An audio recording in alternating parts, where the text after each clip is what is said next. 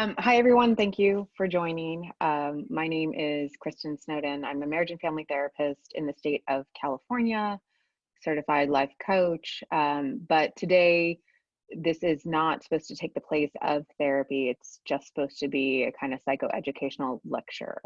The theme or the topics that I tend to talk about are how to improve relationship dynamics, how to better understand and have a better language for what might be going on in your relationships when you find that things just aren't working or there's a lot of unhappiness or tension or arguments. Now, the extreme symptomology can be there's a presence of addiction going on, so sex addiction, drug addiction, and there's lots of complications that occur from that type of dynamic, just down to we have really poor communication. I'm having a hard time figuring out what I want in life. I want to improve my relationship dynamics, but I just really don't even know how to start or how to put words to what's going on. And when I'm talking about relationships, people ask me all the time is, what if I'm not in a primary relationship? And when I use the word relationship, it can be for all, for a father, daughter, a husband, wife, even coworker relationships, friendships, family relationships. So do keep that in mind.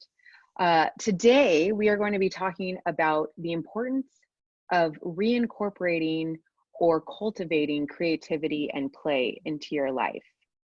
Now, I know this is probably going to be not a very commonly viewed or frequently viewed subject, because I think we all, especially as a culture, minimize the importance of using our creative outlets and figuring out how to kind of get ourselves, our mind, our body into a state of play.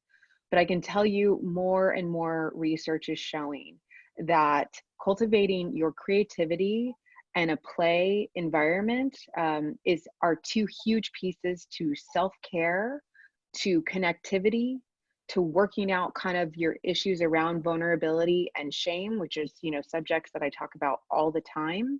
And I will tell you that when most people who are chiming in, who are listening to these subjects, are in deep crisis, are in extreme crisis, in deep struggle with their relationships or just within themselves. And these topics may seem like a luxury, like I don't have the time, I don't have the money, I don't have the mental, emotional bandwidth.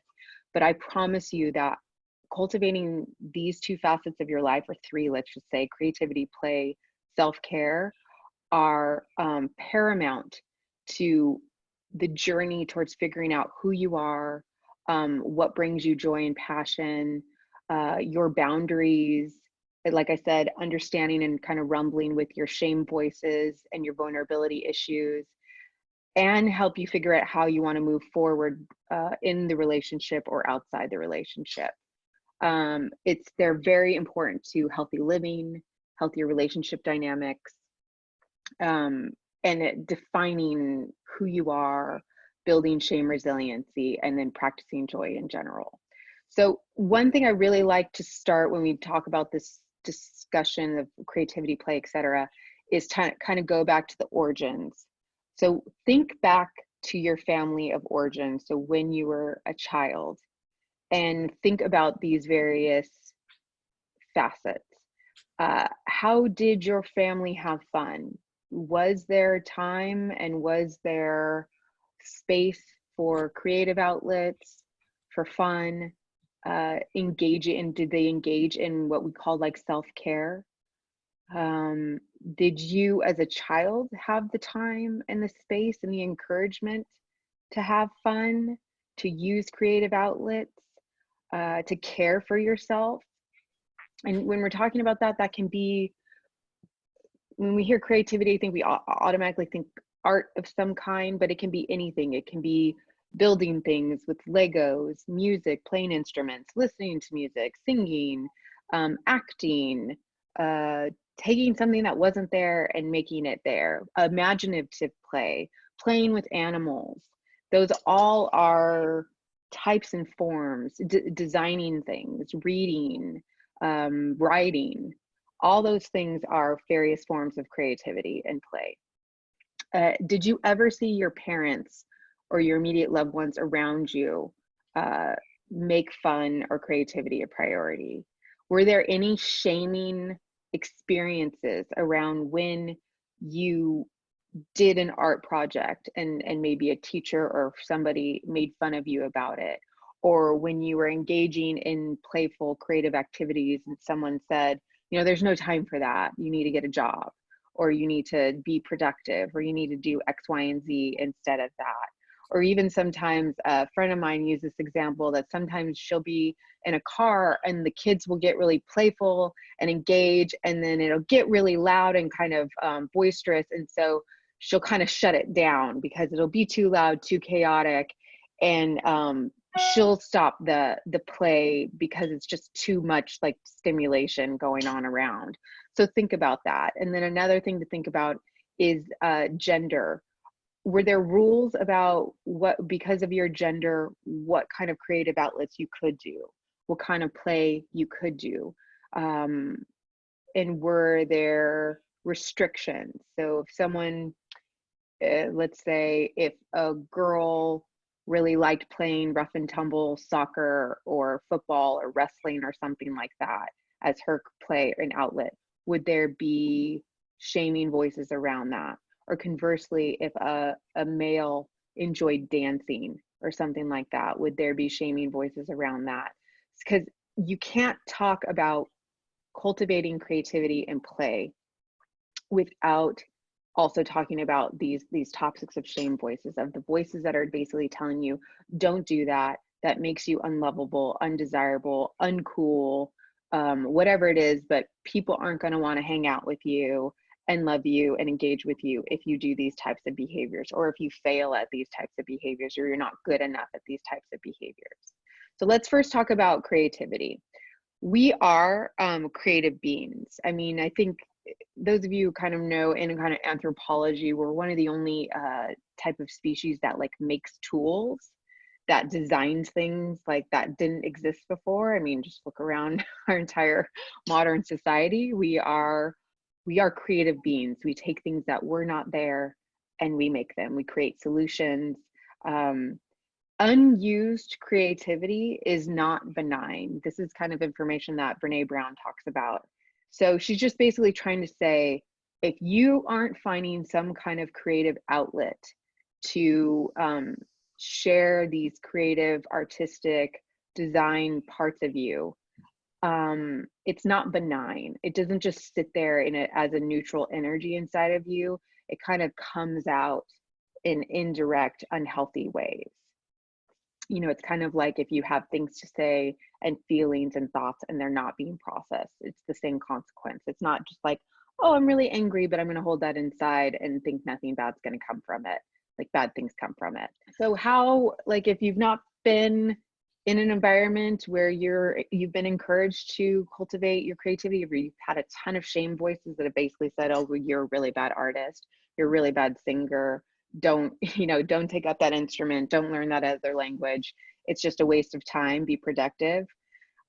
You need to start exploring with intention through trial and error what works for you. So ask yourself, do you believe that you're a creative person? Where and when you answer that question, where did you come up with that answer? From what? From life experiences, from memories? And then again, you need to really lock in when we go into this world of talking about creativity and play.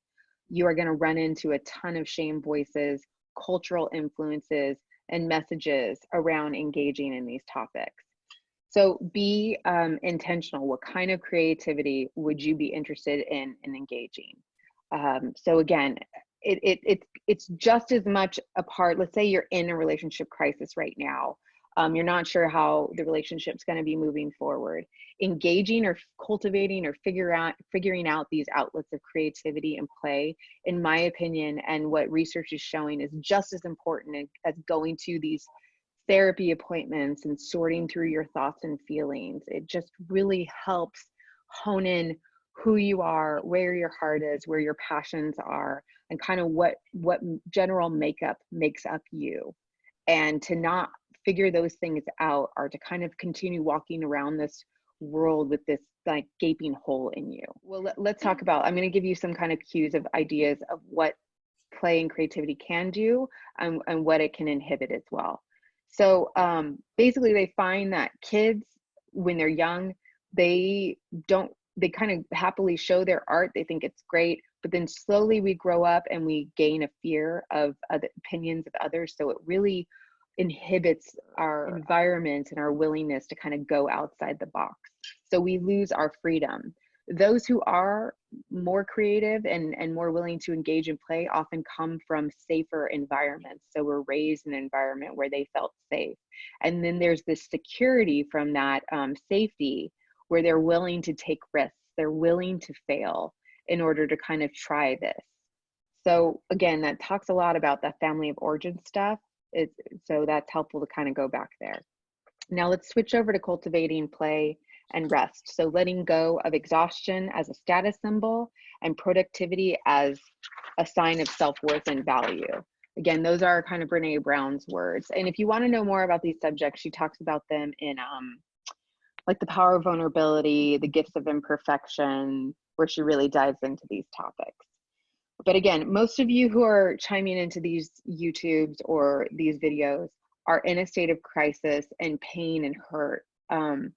So my suggestion for you to start figuring out where your creative outlets should be and how you need to engage in play might seem like luxuries that you just don't have the time and space and willingness and the heart for right now. But Dr. Stuart Brown, who is a pretty famous researcher on play, I think he even is like the founder of the National Institute of Play or something like that is his website. He has this saying, which is, I'll always remember it because it's pretty significant. In all his research of understanding how play, the role playing has in the human brain, how we organize our thoughts, how we engage with others and this world through the act of play, the opposite of play is not work. The opposite of play is depression. Oh. Because basically, he's found the little background to his research, and there's other people who research it, but this is someone that Brene Brown uses, is his job was to go in, like, I think in the 1980s, early 90s, and kind of interview tons of people who have healthy backgrounds and then hyper violent, unhappy backgrounds. So specifically like something Whitman, who was the mass shooter at one of the universities. I can't remember. I don't know if it was Kent State or something like that. His original research was trying to figure out why these people who do these mass violent behaviors, if they had any kind of commonalities in their child history. And one of the most obvious things that surfaced from his research, from looking over thousands and thousands of cases, is that they had childhoods with restrictive play environments. He basically found through his research that play, when you're engaging in those types of behaviors, it helps build empathy. It helps provide tools for flexibility and then therefore handling stress. It helps improve or help someone get to a lightheartedness level, adaptability, and produces a sense of community and belonging. And then those with restrictive play histories have increased violence, depression, inflexibility. So one of the most common things that's really interesting is when people are in recovery from addiction, they'll often say that their addiction kind of, if they're using drugs or sexually acting out, that period is very tiny compared to the rest of the day or weeks or months, which are often consumed with fantasizing about it. Oh, should I do that? Then I'll get away with it. Okay, if I do it this way, then they won't catch me here, or I'll say this lie. So a large amount of their time and energy is consumed with kind of getting into this flow of their addiction, of how to do it, how to lie about it, how to engage, how to get away with it. And so they say one of the most important recovery steps that one in recovery should take is figuring out how to engage in creativity and play to kind of replace that all-consuming process of their addiction. And they actually are saying, like, neurologically, they're finding that if you ever watch animals, like all those YouTube videos of animals playing, or even kids, you kind of see that they're in this altered state. So even though they might be kind of engaging in what looks like a violent behavior, jumping up on each other, horse playing, roughhousing, they are in this altered conscious state. And there's definitely something, you know, and the research continues about what that altered state does to the human brain and human development. So there's, I'm almost done, but these are my last statements, is there's 7 properties of play. So when you're trying to figure out, okay, so Kristin's saying that this whole play thing is really important. I don't do any of it. Everything that I do is for a very specific purpose and intention. So what's this whole play thing, and how do you start doing it? Dr. Stuart Brown talks about 7 properties of play, which is that first and foremost, there appears to be no apparent purpose to it. So I'm going to use the example of singing in my car. I could handle a 2-hour road trip without even skipping a beat, as long as I have music that I can be like singing to. So there's no purpose to it. I don't get any kind of gold medal or trophy for it. It's just something that allows me to pass the time, that I enjoy, and it's fun to do. Second, it's voluntary. So it's not something that someone drags me or forces me to do. In fact, probably my husband wishes that I didn't do it. So second is that it's voluntary. I can't have this feeling that I have to do it. Someone's making me do it. I'm doing it out of my own free will and choice.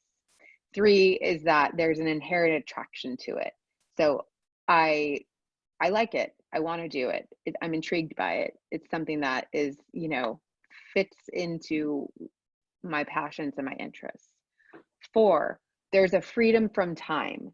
So I don't have the restrictions of, okay, I can do this for this long and this way, and I'm already out of the box about the time and the general measurements of time when I'm in the state of play.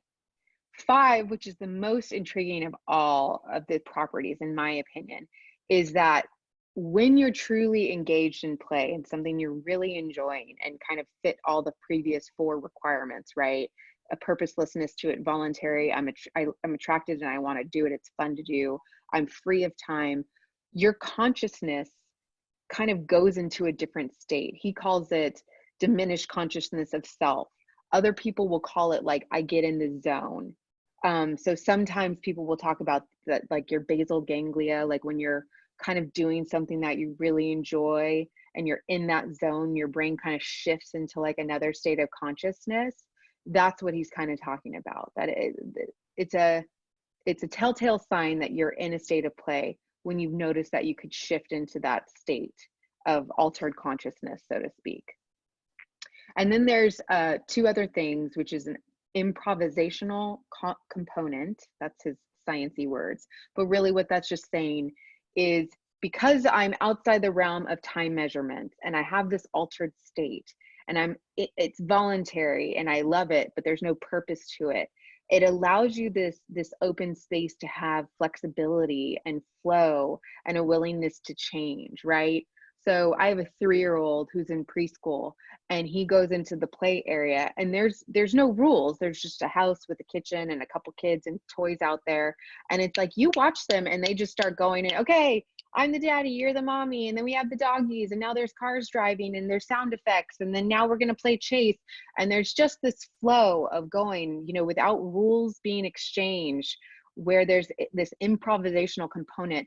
And that, my friends, by the way, is what they're saying is so important, is that if you're engaged in these creativity play outlets where there's this openness to flow and bend, that when you're faced with these stressful struggles that life puts in front of you, that you will kind of almost have a dress rehearsal for, okay, all right, I know that I can ebb and flow and get around this disaster because I know I'm resourceful. I know I can engage in these behaviors. I know I can kind of rekindle and reconnect with some form of joy in my life because I have that creative and play outlet. And then the seventh property is a desire to continue. So it's something that you want to keep doing. So when you look back at a time when you were having a great time, experiencing joy and deep engagement, when time passed and you didn't realize it, what were you doing? Think about it. What were the play patterns? Was there imaginative play? Were there friends and groups, or were you doing it alone? Was there pet involvement, any kind of toys or tools being involved? So even it could be like rebuilding an engine or something like that, right? Like it can expand. These things help develop empathy, tools for handling stress. It opens up the realm of possibilities. And then also, if you're repairing a relationship or your family is in distress, figuring out what the family or the coupleship enjoys doing together in a state of play or creativity can be an incredibly healing and effective way of rebuilding trust, connection, um, and just healing in general. So that is really hard to figure out as a couple what you like doing, right? And you have to kind of get down to what would make me feel like I'm not being dragged into this. I don't feel like I'm a martyr when I'm doing this. I'm not looking at the time clock going, okay, I can do this for 30 minutes before I want to like run away. Getting into that with a partner is really important. And then even more so with a family. What gets you, what is something that you guys all enjoy doing? Oftentimes too, involving animals can be really great as well. I have a client who during her recovery, she took up horse riding, and it really suited her. It calms her. It gives her something to look forward to every week. She rides every Friday and she challenges herself. She does jump work with it, and she just really loves the environment and everything. So that would be a state of play, and probably even diving into the creativity part when you're doing the jumping and the other work with the horse.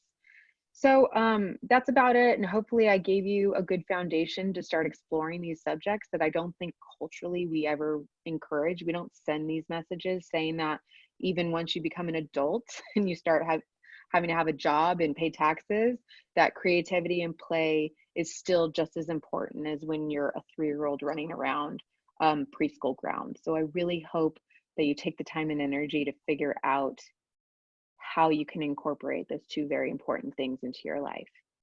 And that's it. Important. I remember when I was in treatment, and I was young at that time, and I was leaving, and the therapist said to me, if you don't make recovery fun, you're not going to make it. Right. And I remember this, you know, I'm coming, Right. yeah, next week is my sobriety birthday, and, you know, I've been around multiple decades, and it's, you know, I still remember when I was in treatment, her saying that, and I took it to heart, and I'm grateful that I did. And it was a huge part of my recovery process. Is I had, you know, I had things I was doing, you know, including with other people in recovery. You know, we did things together. We went roller skating. I was young. We went cross country skiing. I was in Michigan. You know, so it was like, you know, like, but you know, we played cards. We went, you know, we did stuff. You know, but I was thinking, you know, that I think for me, play. There are elements of play that I do more solitary. And then but you know, I like the social engagement of, you know, play too, which was hugely beneficial for me, you know, from a recovery standpoint. It also, you know, I was thinking too, you know, it must be really difficult for somebody who's struggling with, you know, kind of the rigidity of perfectionism, you know. So one of the things, or productivity too. Yes. Under I've got to be productive 100% of the time. And yeah. Okay. Well, I wasn't calling you out. So, but you know, like I was thinking, you know, like it's hard to engage in something new if you aren't going to be able to do it perfectly, you know. National Institute of Play. Yeah. Because like I said, I tried to find recent, because he did a ton of research on the mass shooters of a few decades ago. And obviously we know there's been a huge uptick in mass shootings. And I was trying to find more recent information on those people, the people who committed those types of crime lately, to see if they also had restrictive play. Because what was really interesting is that, and I'm forgetting, it's Whitman is the mass shooter that they studied, but he was like valedictorian in the military, straight A student, but they found that he had very kind of like authoritarian parents that didn't ever give him the space outside of like the little box that he had to perform and do these things and execute. Everything had a purpose to it. So he was never given that kind of open flexibility to figure out what he liked and what he wanted. And he basically hit this breaking point as a consequence of that. And obviously we can all probably think of people that we grew up with, or we might ourselves struggle with that, where, you know, once they hit college, or the pressures of college or the pressures of early adult life, they lost it. And what they're basically saying is that those early years of having that imaginative, out of the box, open-ended, flexibility, changing, contouring play prepares our brain for when, you know, we get thrown those curveballs, or we do fail, or we, you know, it gives us the creativity and play outlets are the easier ways of us practicing vulnerability, you know, like it's a really important way for us to kind of figure out how to rumble with those kind of dark voices in us constantly saying, you're not enough, you're not going to make it, no one wants you, no one likes you. It's easier to deal with someone saying, oh, I don't really like that picture, and me having to rumble with the shame voices around, like someone saying they don't like my creative project, versus like my husband coming in and being like, I don't really like you as a human, and then me needing to find a language of how to rumble with that. There's a question in here. Is there a way to know if you are in the flow or versus dissociating? Right. And I think that's a really great question.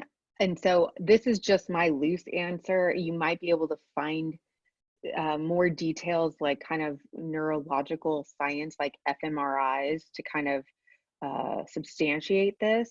But I think the difference is between being in the flow and really enjoying something versus just kind of numbing out and dissociating is the flow leaves you feeling more connected in the process, so more connected with yourself, more connected maybe with the person that you're engaging with, versus dissociation is just like, I'm it's like empty space time. Like I don't even remember what really happened in that time and place, because I was just getting out of my reality. So the two things that I kind of came up with an example to say what I'm trying to say is, dissociating would probably be taking my kids to the park, going on my phone and kind of scrolling through, reading email and stuff like that, doing things that I have to do, checking things off the box while they're sitting out there and playing. Like I'm disassociating from that process. I don't know where the time went. All of a sudden 45 minutes goes by, versus let's say we all decide to go play tennis and we're all running around the court and we're all laughing at each other and talking, and 45 minutes goes by, but we walk away with a sense of connection and belonging, and just feeling more in our bodies versus out of our bodies. As part of this project, I was kind of sitting down because I personally struggle with the shame voices of perfectionism, productivity. So the voices are, you're not that good at it, why bother? Cause I'm someone who loves to get the cash and prizes and trophies for things. I like that to have an end purpose to it.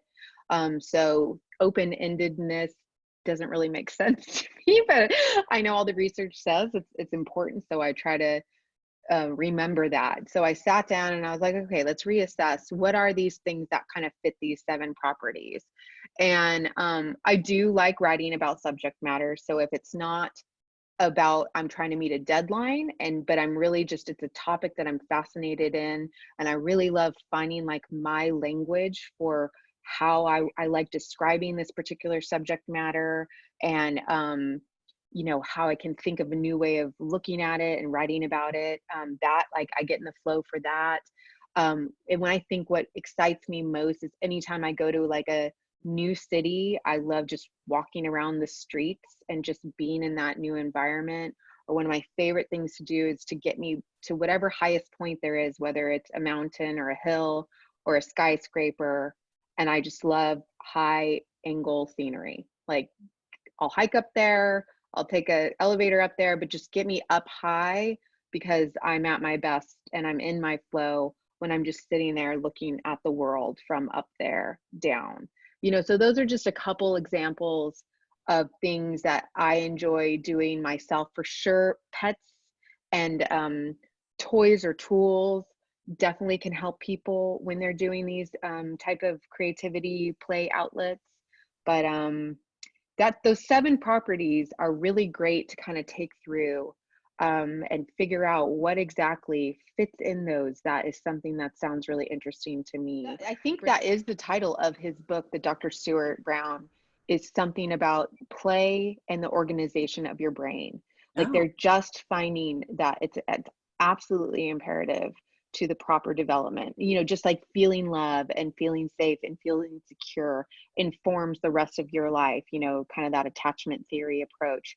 They're finding that play is just as important to help with that brain organization, that resiliency piece, that thinking outside the box, the resourcefulness is so important. This is where the internet is awesome, right? Is for this subject matter, the creativity and play. Is they have that website called like Meetup and stuff like that, where it's people with common interests. So I love hiking, or I love knitting, or I love going to museums, and you can just find a group of people pretty easily.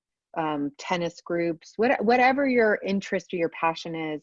That is where the internet's a blessing versus a curse, is it can provide that accessibility to these people who might have common interests for you to kind of engage with and do creative outlets or play with, or also find events that help with the creativity and outlets.